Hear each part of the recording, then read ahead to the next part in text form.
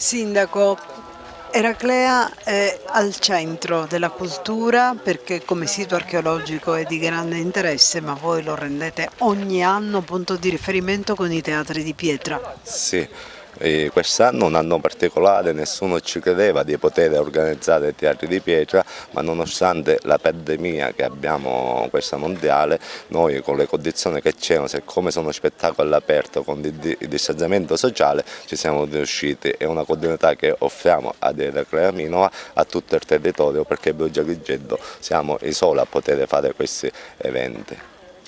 C'è tanta gente questa sera, significa che c'è grande voglia di partecipazione.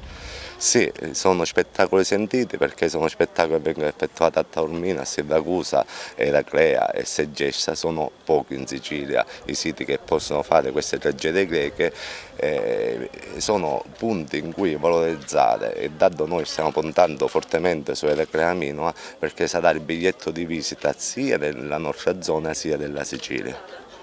È un sito questo che comunque da qui a poco potrà veramente cambiare il suo volto. Avete tanti progetti, tanti finanziamenti, cerchiamo di capirne un po' di più.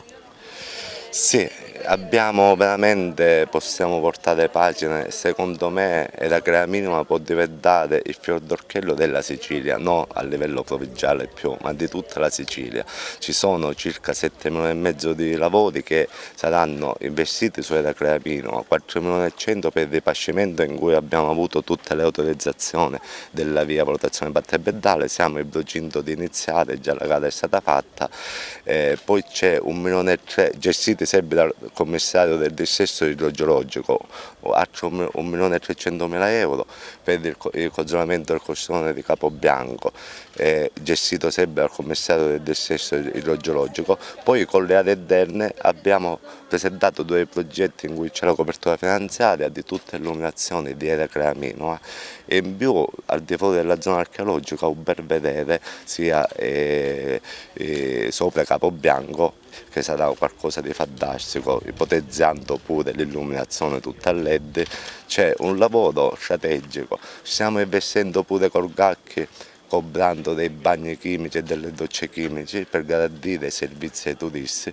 Io penso che fra qualche anno, un paio d'anni, 3 anni, minimo può essere i Caraibi della Sicilia veramente, perché c'è tanto da spendere, ci stiamo spendendo. Quest'anno già Minua sta ripartendo perché fortunatamente abbiamo avuto un po' di sabbia in più, quindi è sempre affollatissima. Stiamo studiando un problema anche di parcheggi perché per dare servizi ai cittadini sarà un punto, un fior d'orchello veramente, tutto il colorico di tutta la Sicilia e siamo grati.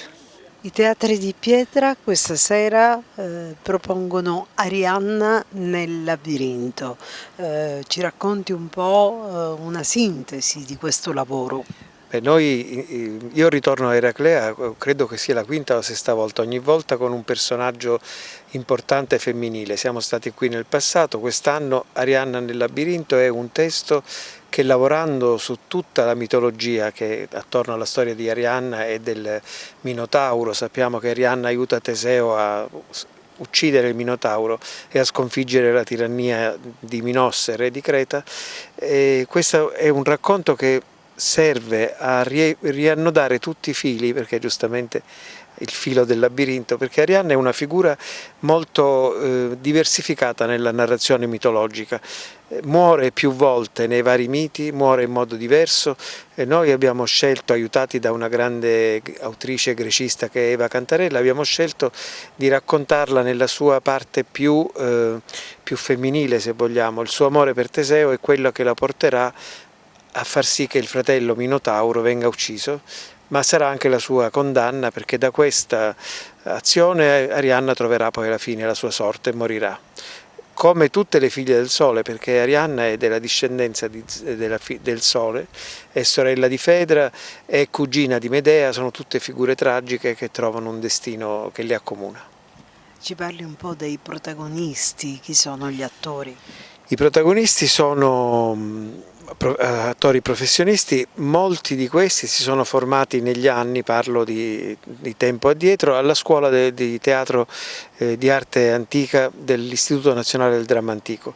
C'è Simonetta Cartia, sono tutte figure nazionali, Deborah Lentini e Elvio Lapira sono i tre protagonisti. Più giovani troviamo altri tre attori, più giovani di età, quindi anche più giovani di esperienza, ma anche loro formatisi alla scuola del dramma antico.